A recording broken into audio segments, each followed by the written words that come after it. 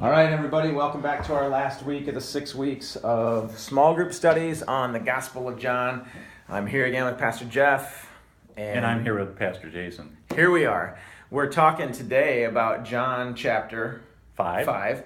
And we're talking about how Jesus healed a paralytic at the well on the Sabbath day. And so give us a little taste, Jeff, of what the heart of this message really is. Jesus had a question he asked him, and yeah, the healing at the pool of Bethsaida. So the well was the previous story. That's right, yeah. For correction. Right, but a different it's kind okay. of well. It's all good. Water. Water, water. right? Yeah, big pool of water. So you get this picture of and they've done a lot of excavations around this to see that it actually was there, that where people would come and they would try to get down into the water, and that must have had some medicinal purposes, because it doesn't make sense that the guy would stay there for 38 years if nothing was happening. Right. Then he truly is lame in the sense that our kids would use the term. Right. But that whole idea that he kept doing the same things and getting the same results is one of the realities of life, that we are patterned people. We get stuck in our routines, and one of the routines that we're used to is when we're doing something that's working marginally, but isn't really the best. Right. And I wonder if small groups could talk about that a little bit, and how we tend to settle for average in life rather than the abundant life. Right. And what might that look like? Yeah, that's a great question, especially since this is the last in 6 weeks of study. That I'm obviously going to encourage you to keep meeting, and we would love to resource you to keep meeting and that kind of thing. But we're always trying to get better at discipleship at Centerpoint. One of the stories that I tell is about when Joshua played basketball. They were winning their game at halftime by 10 points. They were playing man-to-man defense, and I said to the other coaches, I said, I think we should switch to a zone. I think it'll be much easier. And one of the coaches said, why would we fix it if it isn't broke? Well, thankfully, the head coach made the decision. They switched to the zone, and we ended up winning by 30 points. 30 is better than 10. 30 is better than 10. Yep. And the guys weren't wiped out. Big. Beat them big. Beat them big.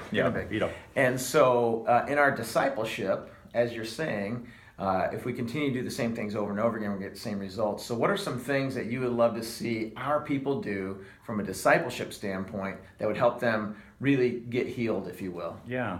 One of the things historically for my whole adult life is that my prayer life was always easier to do than my Bible reading. Okay. I did it. I mean, Right. heavens, I went to seminary, paid all this money. I better, I should read the Bible. I'm a preacher. But it was always, I shouldn't say always, it was oftentimes doing it out of duty and not out of desire. And I hated that. And I would, run fast for a little while and then fall 2 steps back. I always did it.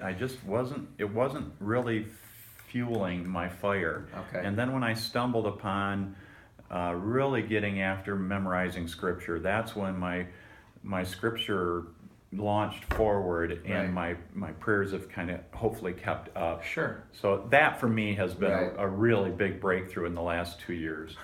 That's really good. So what I hear you saying is that we're always kind of growing in our walk with Jesus. Can't keep doing the same things. Important for us to find new ways to connect with the Lord and keep pursuing that. And so in your groups this week, we would hope that you'd spend some time even sharing with people what's worked for you, what maybe isn't working for you anymore, and maybe together you can find some new ways of connecting. And so so I hear you saying, for you that's worked.